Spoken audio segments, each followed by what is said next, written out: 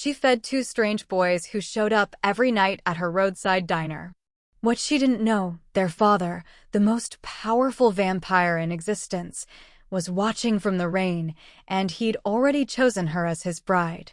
The graveyard shift diner wasn't much to look at. Wedged between an abandoned gas station and a stretch of empty highway that seemed to lead nowhere, the weathered roadside stop sat beneath flickering fluorescent signs where the world had forgotten to care. Its neon lights buzzed against rain-streaked windows, casting sickly green and pink halos across cracked asphalt that reflected nothing but loneliness and the occasional sweep of distant headlights. But for Monica Chavez, it was everything. Monica refilled the salt shakers with practiced efficiency, her movements mechanical after 3 years of graveyard shifts. At 27, she'd grown accustomed to the rhythm of late-night survival, the hiss of the coffee maker gurgling its last pot, the crackling classic rock station playing to empty booths, the occasional rumble of a semi-truck roaring past, its driver too focused on making time to stop for mediocre eggs and burnt toast. Business had been dying for years now. The new truck stopped 30 miles south, clean, corporate, equipped with showers and Wi-Fi, had rerouted most of the highway traffic, leaving forgotten places like the graveyard shift clinging to life on fumes and the pity of a handful of regulars who remembered when the coffee was fresh and the pie was homemade. Wait. Before the story gets even crazier, smash that like button, subscribe, and drop a comment telling me where you're watching from and what part of the story has you locked in. I love seeing where everyone is tuning in from. She sighed and glanced through the rain-battered window. Beyond the glass, the desert stretched into an endless void, swallowed by storm clouds that blotted out even the stars. A figure stood at the edge of the parking lot, barely visible through the downpour, a tall, impossibly still silhouette beneath the dying flicker of the street lamp. Monica blinked, and when she looked again, he was gone. Exhaustion playing tricks, she told herself, turning back to wipe down the counter with a rag that had seen better days. The door chime rattled, a harsh, metallic sound that made her jump. Monica looked up, startled to see anyone at this hour, well past midnight on a Thursday, when even old Joe the trucker had already passed through on his route to Albuquerque. Her surprise deepened when two small figures shuffled through the doorway, rain streaming from their clothes onto the cracked linoleum. They weren't like any children she'd seen before. Identical boys, no older than 10, moved with an eerie, synchronized stillness. Their white blonde hair clung to pale faces that seemed to drink in the diner's sickly fluorescent glow rather than reflect it. The first boy had his chin lifted slightly, revealing sharp, delicate features and eyes that shimmered faintly, almost silver in the dim light. The second boy, positioned half a step behind his brother, had the same unsettling beauty, but his gaze was softer, curious, sweeping the empty diner with quiet intelligence. They stood just inside the doorway, dripping and silent, waiting. "You boys lost?" Monica asked, already reaching for a towel behind the counter. Her voice came out rougher than she intended, part concern, part suspicion. Kids this young didn't wander highways alone at midnight. Not unless something was very wrong. The first boy, Jenkins, she would later learn, tilted his head with unnatural precision. When he spoke, his voice was too formal, too measured for a child. "We seek sustenance, mistress. We have payment." He held out his small hand, palm up. 2 heavy coins gleamed dully in the fluorescent light, silver, old, with markings Monica couldn't read. Monica's instincts screamed at her. Everything about this was wrong. The boy's unnatural stillness. Their too pale skin. The archaic way they spoke. The coins that looked like they belonged in a museum, not a child's pocket. But louder than her fear was something else, something she'd been trying to bury for years beneath exhaustion and cynicism. The boys were soaked. They were alone. And they were hungry. "Put that away," she said quietly, already moving toward the kitchen. "Sit down. I'll get you something warm." The second boy, Reeves, looked up at his brother with something like hope flickering across his ancient young face. Jenkins hesitated only a moment before nodding once, sharply. They slid into a booth by the window with eerie grace, sitting perfectly straight, hands folded on the table. Monica watched them from the corner of her eye as she ladled soup into chipped bowls and sliced thick pieces of bread. She didn't see the figure in the rain move closer to the window. She didn't notice the way his amber eyes fixed on her with the focus of a predator watching prey. She didn't know that Curly Vesper, King of the Night Court and Lord of the Undying, had been searching for 3 centuries for a mortal worthy of the ancient title. The Bride Keeper. And Monica Chavez, exhausted waitress, with a bleeding heart she couldn't afford, had just passed the first test. Chapter 2. They came back the next night. And the night after that. Monica told herself it was concern that made her watch the door around midnight, that made her brew fresh coffee even when the diner was empty. But when the chime rattled at 12:17 on Friday, and again at 12:23 on Saturday, she felt something uncomfortably close to relief. Jenkins and Reeves entered with the same eerie grace, rain-soaked and silent, their white blonde hair plastered to faces too pale to be healthy. Monica had worked enough double shifts to recognize exhaustion, malnutrition, neglect. These boys had all 3 written into their delicate bones. Same as before, she asked, already reaching for bowls. "Please, mistress," Jenkins said with that unsettling formality. It was on the 3rd night that Monica started noticing things she couldn't explain away. The boys never blinked.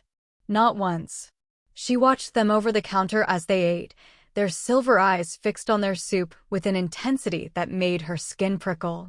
When Reeves reached for his water glass, his hand passed in front of the chrome napkin dispenser, and Monica saw her own reflection, the empty booth behind her, but no sign of the child sitting right there. Her breath caught. She looked again, squinting at the polished metal. Nothing. Just warped reflections of the diner, the flickering lights, her own tired face.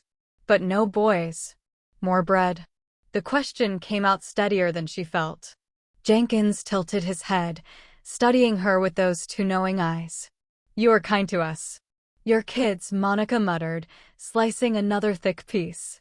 "Someone should be." When she set the plate down, her fingers accidentally brushed Reeves's hand.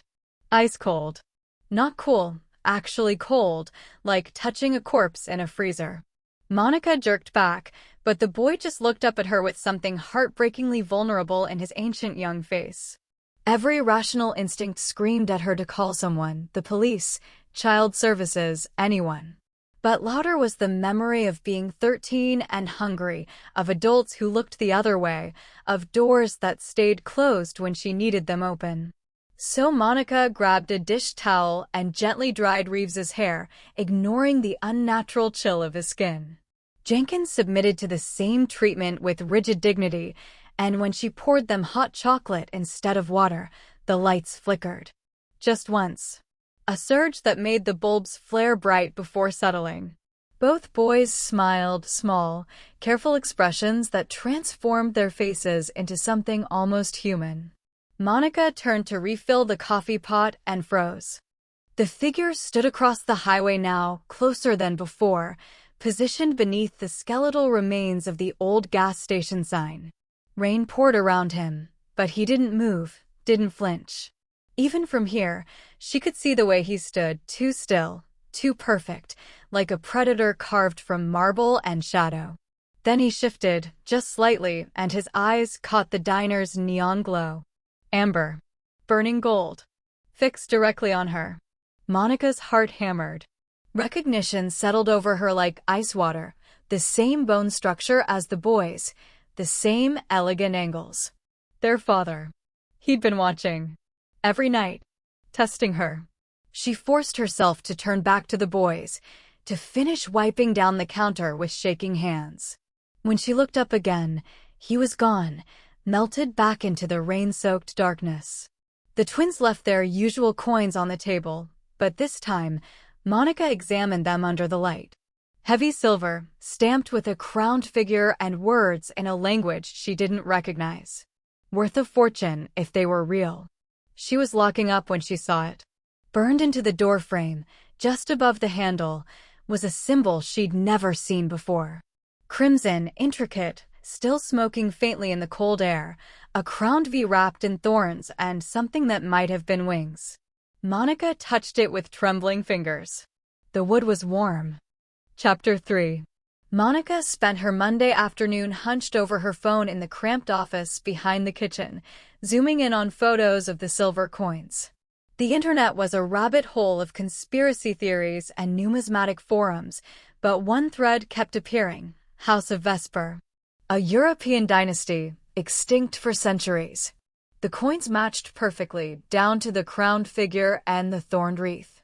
According to one particularly detailed post from a user called Night Historian, the Vespers weren't just nobility. They were rumored to be vampire royalty, ancient lords who'd ruled from the shadows until their line was supposedly wiped out in some medieval purge. Monica laughed, but it came out hollow. Vampires. Right. That explained the no reflections, the ice-cold skin, the way the boys moved like they were gliding instead of walking.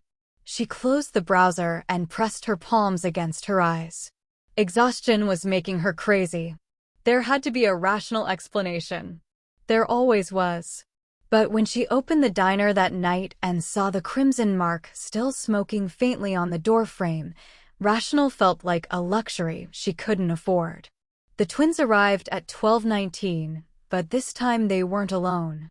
Monica noticed him immediately, a man in an expensive charcoal coat standing just outside the door, watching Jenkins and Reeves enter with an expression that was almost hungry.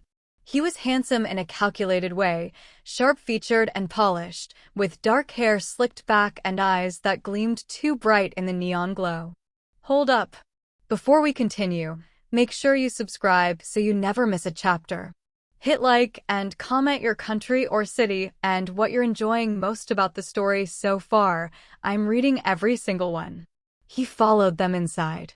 The boys went rigid, their silver eyes tracking him as he crossed to the counter and settled onto a stool with fluid grace.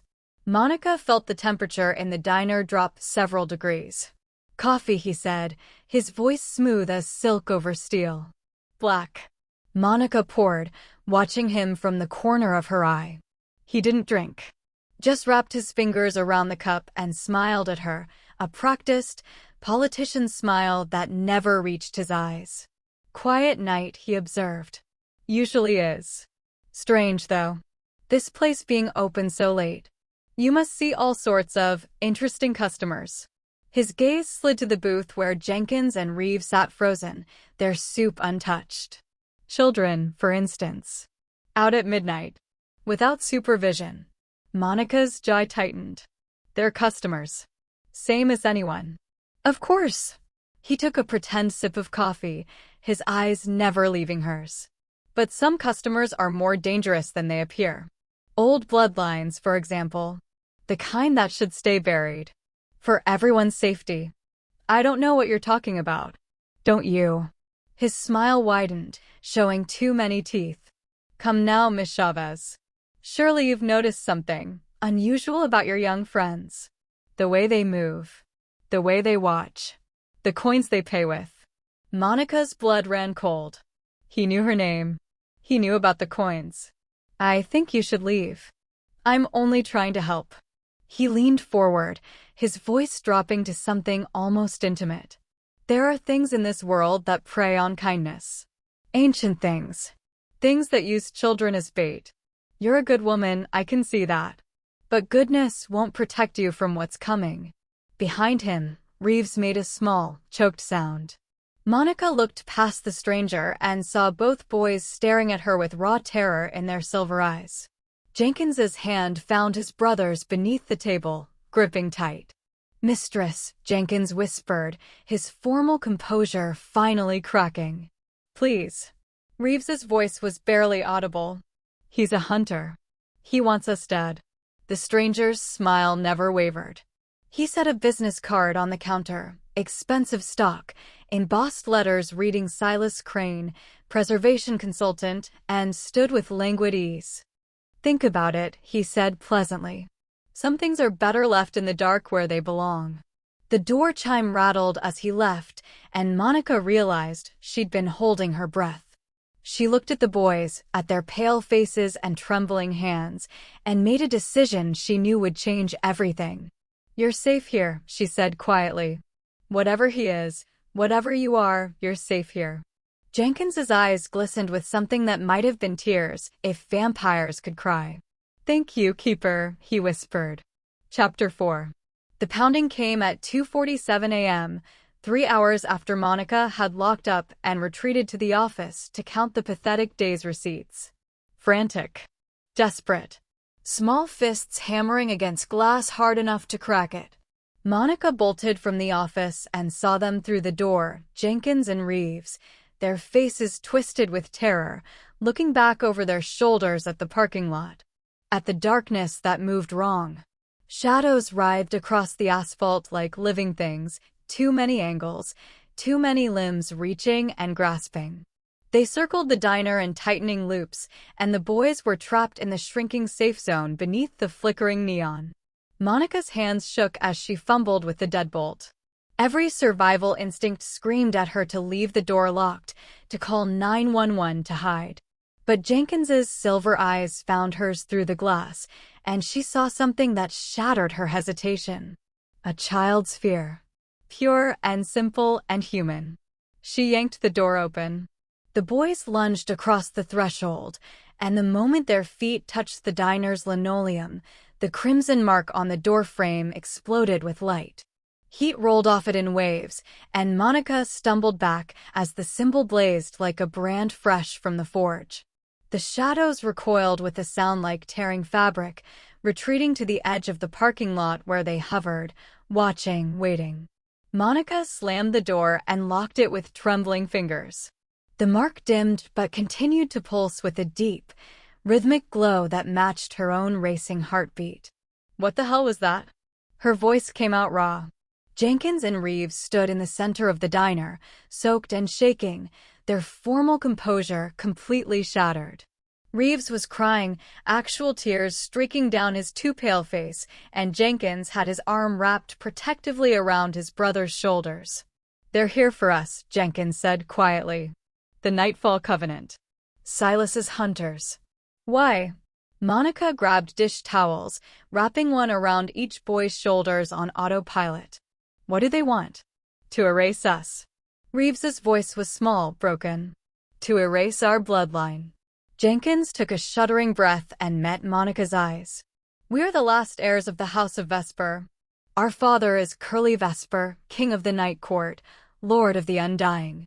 Silas Crane leads a faction that believes the old bloodlines are corrupt, that vampire society needs to be purified." "By killing children?" Monica's hands clenched into fists. "By eliminating the royal family and seizing the throne."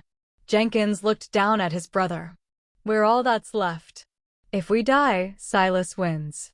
The Covenant takes power and the Night Court becomes something darker than you can imagine." Monica's mind reeled. Vampires. Kings. Courts. A week ago, her biggest problem was paying rent. Now she was harboring fugitive vampire princes from a supernatural civil war. "Your father," she managed. "The one who's been watching. Why doesn't he?" "He cannot interfere directly without breaking treaties that keep our world from open war," Jenkins interrupted. "But he's been searching. For centuries. For a sanctuary. For a keeper." "A what?" Reeves looked up, his silver eyes still wet. "The Bride Keeper's Law. It's ancient, older than kingdoms. Any hearth where a mortal feeds the hungry without asking for payment becomes sacred ground. Liminal space. The one who tends it becomes the keeper, bound by magic to protect those who shelter there." Monica's gaze drifted to the still glowing mark on the doorframe. "You never asked us to pay," Jenkins whispered. "You fed us. 3 nights. You offered warmth and safety and kindness without demanding anything in return. You awakened the law. The pieces clicked together with terrifying clarity. The coin she'd refused.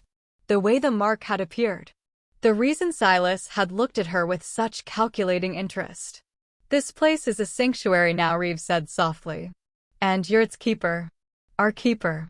Monica looked at the two boys wrapped in her dish towels, at the shadows prowling outside her door, at the crimson mark that pulsed like a heartbeat. She thought about walking away, about calling this insanity and disappearing into the night. Instead, she went to the kitchen and started brewing hot chocolate. "Then I guess we'd better figure out how to keep you alive." Chapter 5. The door didn't break, it simply ceased to exist. One moment it was locked and glowing with the crimson mark's protection. The next, it dissolved into ash and Silas Crane stepped through with 5 others behind him. They moved like smoke given form, wearing human shapes, but betraying themselves in the wrongness of their movements, the too sharp angles of their shadows. Monica's hand found the coffee pot on the counter, still hot, nearly full. Pathetic weapon against whatever these things were, but it was all she had. She positioned herself between the hunters and the booth where Jenkins and Reeves had pressed themselves into the corner, their silver eyes wide with terror. "You need to leave," Monica said, proud that her voice didn't shake. "Now." Silas smiled that politician's smile. "Dear Miss Chavez. Still playing hero? How noble. How tragically futile." He gestured to the twins. "Those children are abominations. Remnants of a corrupt dynasty that should have died centuries ago. Step aside, and I promise you a quick, merciful end. Over my dead body. If you insist." The hunters moved forward as one, and Monica raised the coffee pot like a club, knowing it wouldn't be enough, knowing she was about to die, but unable to do anything else. The windows exploded. Quick pause. If this story has you hooked, tap subscribe and drop a like. Then tell me in the comments where you're watching from and what moment grabbed you the most. Your comments help keep the story alive. Glass erupted inward in a glittering storm, and through the shattered frames stepped a figure that made Monica's breath stop in her chest. Impossibly tall, 7 feet at least, with a presence that seemed to pull all the light and air toward him like a black hole pulls matter. He wore darkness like a cloak, silver thread gleaming in intricate patterns across his shoulders. A crown of shadow and bone rested on his head, and his face was beautiful in the way a blade is beautiful, sharp, cold, perfect. But his eyes. God, his eyes. Molten gold, burning with an intensity that made Monica's knees weak. Ancient beyond measure, carrying the weight of centuries, fixed on Silas Crane with something that transcended rage. "Father," Jenkins whispered, and the single word held relief and terror in equal measure. Curly Vesper stepped fully into the diner, glass crunching beneath boots that made no sound. The temperature plummeted. Frost spread across the windows in delicate, deadly patterns. "Silas." His voice was silk over iron, cultured and cutting. "How unfortunate to find you here. In violation of laws older than your pathetic faction." Silas's composure cracked. "Just slightly. The law of the table doesn't." "Doesn't what?" Curly moved with predatory grace, circling the hunters who suddenly looked very small, very mortal despite their supernatural nature. "Protect sacred ground? Shield those who shelter the hungry? You trespassed on a sanctuary while my heirs were under the protection of the Bride Keeper. You violated every treaty that keeps our world from descending into chaos."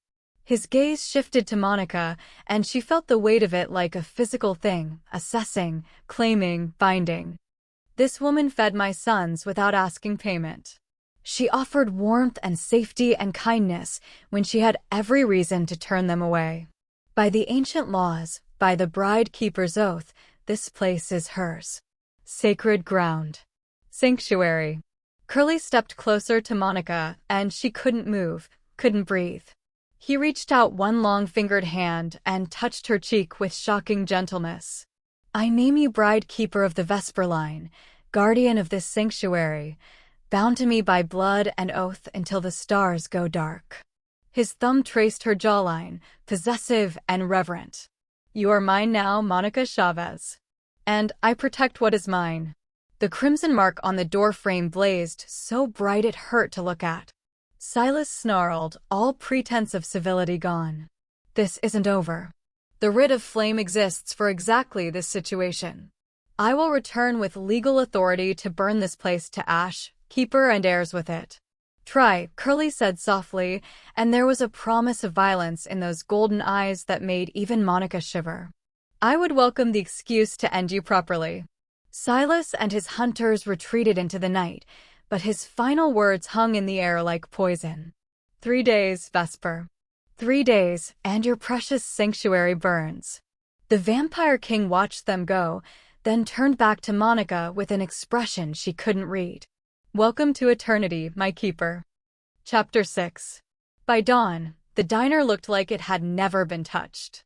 Curly's servants, silent figures in dark suits who moved like living shadows, had repaired every shattered window, every crack in the linoleum. They left without a word, melting back into the fading night. Monica stood at the door with a permanent marker and a piece of cardboard torn from a delivery box. Her hand shook as she wrote, but the words came clear and strong. "All who hunger are welcome. All who bring harm will burn." She taped it beneath the crimson mark, which now pulsed with steady, protective warmth. Jenkins and Reeves watched from their usual booth, sipping hot chocolate that Monica had made extra sweet. They hadn't left since that first night. Couldn't leave, really, not with Silas's hunters circling in the darkness, beyond the diner's protection. The third day came too fast. Silas arrived at sunset with an army. County sheriff deputies flanked him, their eyes glazed and empty, compelled, Monica realized with sick dread. Behind them, 24 hunters formed a semicircle around the diner's parking lot. And in Silas's hands, a scroll of parchment that seemed to drink the dying light. "The writ of flame," he announced, loud enough for his voice to carry. "Signed by the High Council, sanctioned by ancient law. This sanctuary is declared corrupted. The keeper is declared compromised. By rites of purification, I claim the authority to burn it all." Monica stepped out onto the cracked asphalt, the boys pressed close behind her. Her phone was already in her hand. "You want to burn my diner?" She pulled up her contacts, every regular who'd ever left a number, every trucker who'd become a familiar face over 3 years of graveyard shifts. "Fine. But you're going to do it in front of witnesses." Her thumb moved fast, sending the same message to 47 people. "I need witnesses. Now. Graveyard shift diner. Please." Silas smiled. "Mortal witnesses mean nothing to." The first truck pulled into the lot, high beams blazing. Then another. And another. Old Joe the trucker climbed out, followed by the night nurse from County General, the insomniac writer who always ordered pie at 3 a.m., the construction crew that stopped by every Friday. They kept coming, drawn by curiosity, by loyalty, by the simple fact that Monica had never turned anyone away hungry. "What's going on, Monica?" Old Joe demanded, eyeing the hunters with suspicion. "These men want to burn my diner." Her voice carried clear and strong. "I need you all to see what happens next." Silas's expression darkened. He raised the writ, and the parchment burst into black flames, not hot, but cold, consuming, spreading like liquid shadow across the ground toward the diner. Monica didn't run. She turned to her people, to the crowd of tired, confused mortals who'd trusted her enough to show up, and spoke the only truth that mattered. "Everyone inside. I'm making coffee." They moved on instinct, following her through the door. Monica started brewing pot after pot while the black fire crept closer. The boys helped, their small hands steady as they set out cups. Old Joe started serving pie. The night nurse poured cream. One by one, every person in that diner accepted warmth, food, hospitality freely given. The bride keeper's oath recognized the moment. Golden light exploded from the crimson mark, flooding through the diner's windows like sunrise breaking through storm clouds. It hit the black fire and dissolved it, unraveling Silas's magic with the simple, overwhelming power of human kindness multiplied. The writ in Silas's hands crumbled to ash. Curly stepped from the shadows at the parking lot's edge, no longer disguising what he was. His crown blazed silver. His eyes burned gold. He moved toward Silas with terrible, inevitable grace. "You failed," the Vampire King said quietly. "And now you answer for it." Silas lunged, desperate and vicious, but Curly caught him by the throat. There was no ceremony, no mercy. Just brutal efficiency as the king of the night court reduced his enemy to nothing but smoke and screaming that faded into silence. The hunters fled. The compelled deputies blinked awake, confused. And Monica stood in her diner, surrounded by witnesses, officially and irrevocably the bride keeper. Curly's eyes found hers through the window, possessive and proud. "Well done, my keeper." Chapter 7. Monica didn't realize she was burned until the adrenaline faded. The crowd had dispersed, bewildered but unharmed, convinced by their own minds that they'd witnessed nothing more than a gas leak scare. Old Joe had squeezed her shoulder on his way out, promising to spread the word that the graveyard shift was under new protection. The boys had finally fallen asleep in the back booth, curled together like the children they appeared to be. And Monica stood alone in the kitchen, staring at her hands. The black fire had touched her. Not much, just her forearms where she'd shielded the boys during those first terrible seconds. The burns were strange, dark as bruises, cold instead of hot, spreading slowly up toward her elbows like frostbite in reverse. She heard him before she saw him. Felt him, really, that pull of gravity that announced Curly Vesper's presence like a change in atmospheric pressure.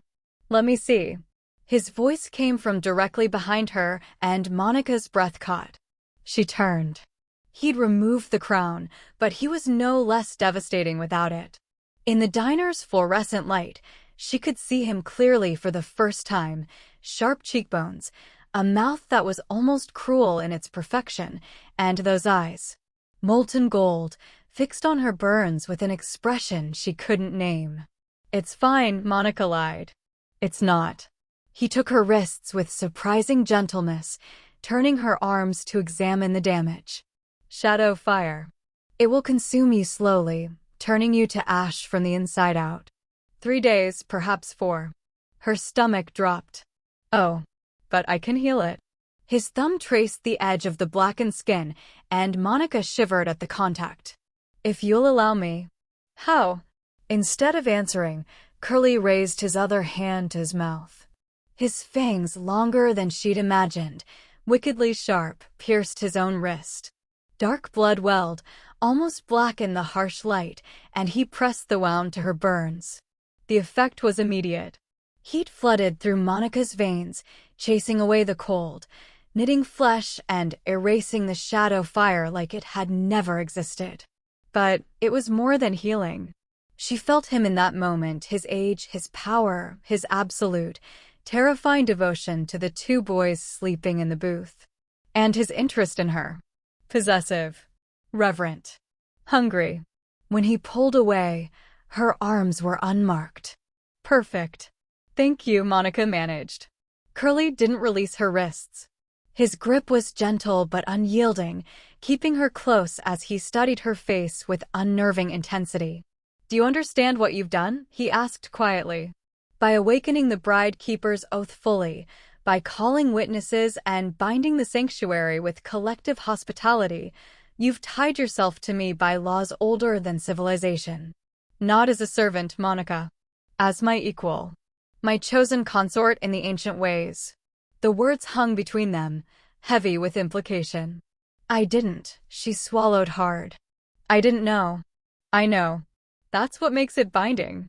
His hand moved from her wrist to her face, cupping her jaw with shocking tenderness. "You didn't choose this for power or immortality. You chose it to protect 2 hungry children. That's why the oath recognized you. That's why I've searched for 3 centuries to find you." Monica's mind reeled. "I'm nobody. Just a waitress trying to." "You're the bride keeper," Curly interrupted, and there was something almost like wonder in his voice. "The first in 300 years. The only mortal strong enough, kind enough, foolish enough to stand against darkness armed with nothing but hospitality." His thumb brushed her cheekbone. "You're mine now. But I'm also yours. That's how the bond works. Equal and eternal." "I don't understand what that means." "It means," he said softly, "that I'm asking your price. For accepting this bond. For becoming keeper of my line. For binding yourself to a monster who will live forever and drag you into immortality with him. What do you want, Monica Chavez? Name it, and if it's within my power, it's yours." Monica looked past him at the diner, at the sleeping boys, at the crimson mark still glowing on the doorframe. She thought about Silas's hunters, about the terrified refugees who might be running even now, about every vampire who'd ever been hunted simply for existing. "I want a new law," she said, meeting his molten gaze without flinching. "No vampire shall hunt where warmth is freely given. Any place of true hospitality, any diner, any shelter, any home that feeds the hungry without asking payment, becomes sacred ground. Sanctuary that even kings must respect." Curly stared at her for a long moment. Then, slowly, he smiled, a real smile, sharp and beautiful and genuinely pleased. "You would remake the laws of my courts?" "Yes. For strangers. For vampires you've never met. For anyone who needs shelter." Monica lifted her chin. "That's my price." Curly released her jaw and drew a knife from his belt, silver, ancient, inscribed with symbols she couldn't read. Without hesitation, he cut his palm, deep enough that blood pooled black in his cupped hand. "Then let it be written in blood and bound by oath," he declared, his voice resonating with power that made the air shimmer. "I, Curly Vesper, King of the Night Court, Lord of the Undying, decree the law of the bride keeper. No vampire shall hunt where warmth is freely given. All places of true hospitality are sacred ground, protected by the ancient rights, untouchable by any who would bring harm." His blood ignited, not with black fire, but with golden light that matched the mark on the door. It spread up his arm, across his chest, sinking into his skin like ink into parchment. The decree was bound, written in the blood of kings. Unbreakable. Curly lowered his hand and met Monica's eyes. "Welcome to eternity, my keeper. My equal. My bride." Chapter 8. 3 weeks changed everything. The Graveyard Shift Diner was no longer forgotten, no longer dying. It thrived with a life Monica had never imagined possible, packed every night, bustling with an impossible mix of customers that would have terrified her a month ago. Don't skip. Hit like, subscribe, and comment your location plus favorite moments so far. Let's see how far this story has reached. At Table 3, a werewolf pack leader argued good-naturedly with a trucker about the best route through Colorado while splitting a stack of pancakes 6 ways. At the counter, a vampire who looked barely 20 but carried herself with centuries of weariness sipped coffee that Monica had learned to brew with cinnamon and cream, the way the dead preferred it. In the corner booth, a family of refugees, Fae, Monica had learned, displaced by some political upheaval in the other world, taught their children to eat human food while their parents counted crumpled bills with trembling hands. Monica moved through it all with practiced grace, coffee pot in one hand, order pad in the other, navigating between worlds with the same efficiency she'd once used to survive graveyard shifts alone. The supernatural community had a name for her place now, the House of the Bride Keeper. Word had spread fast through channels Monica was only beginning to understand. A sanctuary where the hungry could eat without fear. Where the hunted could rest without watching the door. Where ancient laws protected everyone equally, no matter what they were. The crimson mark on the doorframe had become legend. So had Monica. She caught her reflection in the chrome napkin dispenser and paused, still startled by the changes. Her eyes hadn't turned gold like Curly's, but there was something in them now, a depth, an awareness that saw through glamours and lies. The oath had marked her in subtler ways than blood or fangs. She was still human, still mortal, but touched by something older. Protected. Powerful in ways that had nothing to do with strength. "Mama Monica." Reeves called from the kitchen, his voice bright with childish excitement. "The cocoa's ready." She smiled. The boys had stayed, of course. They'd claimed the back office as their room, filling it with books and drawings and the comfortable chaos of children finally allowed to be children. They helped during the night shifts, taking orders, refilling drinks, charming customers with their formal speech that had relaxed into something warmer, more genuine. Jenkins emerged balancing a tray of steaming mugs with supernatural grace, his silver eyes finding Monica's. Table 7 requested extra marshmallows. On it. She grabbed the bag from behind the counter, struck again by how natural this had become. Her boys, because they were hers now, in every way that mattered, serving cocoa to vampires and truckers alike. A family built from impossible circumstances. The door chime rang and the diner's comfortable noise dimmed slightly. Not silence, but acknowledgement. Respect. Curly Vesper stood in the doorway, rain dripping from his dark coat. He'd learned to visit like this, no crown, no ceremony, just a tall figure in expensive clothing that somehow never quite looked modern. But there was no hiding what he was. The way every supernatural in the diner straightened slightly. The way even the humans felt compelled to glance up, recognizing predator instincts they didn't consciously understand. He removed his gloves slowly, deliberately, before crossing the threshold. Respect for her house. For her rules. Monica met him at the counter, already pouring his usual. Black coffee, Turkish blend, strong enough to strip paint. He'd never explained why he drank it when he didn't need to, and she'd never asked. Some mysteries were allowed to remain. "Your Majesty," she said, and there was gentle mockery in her tone now. 3 weeks of late-night conversations had eroded the formality between them, replacing it with something more complex. Partnership. Understanding. The slow, inevitable pull of two people bound by oaths older than kingdoms. "Keeper," he replied, and his mouth curved in that almost smile that she'd learned meant genuine pleasure. She set the cup before him, and their hands touched, just briefly, just fingertips brushing as he accepted it.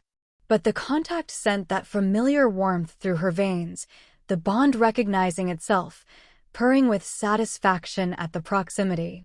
Curly's golden eyes held hers, and Monica saw everything in that gaze. Possession, yes, he'd never hidden that he considered her his. But also pride, respect, and something that might have been love if vampires felt such things. Or perhaps they did, just differently. Eternally. Inevitably. "The council has ratified your law," he said quietly, for her ears alone. 47 new sanctuaries have declared themselves across the continent.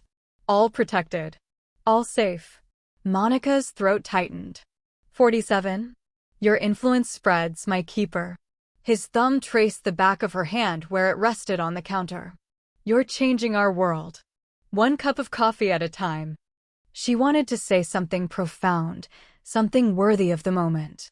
Instead, she squeezed his hand and returned to the coffee pot because 3 tables needed refills and the werewolf pack had just ordered pie. But she caught Curly's expression as she turned away, soft, almost vulnerable, utterly devoted, and knew with absolute certainty that this strange, impossible life was exactly where she belonged. Jenkins and Reeves joined her behind the counter, the 3 of them working in practice synchronization. Through the window, Monica saw headlights approaching, another car pulling into the lot, another lost soul seeking shelter from the rain. She caught Curly's eye one more time. He raised his coffee cup in silent salute, a king honoring his queen. Monica smiled, flipped the sign to open even though it had never closed, and moved to greet the newcomers. The house of the bride keeper never turned anyone away. After all, kindness was the oldest magic. The strongest law. And Monica Chavez, former waitress of a dying diner, had learned to wield it like a crown. She was home. Finally, eternally, impossibly home. And the night was just beginning.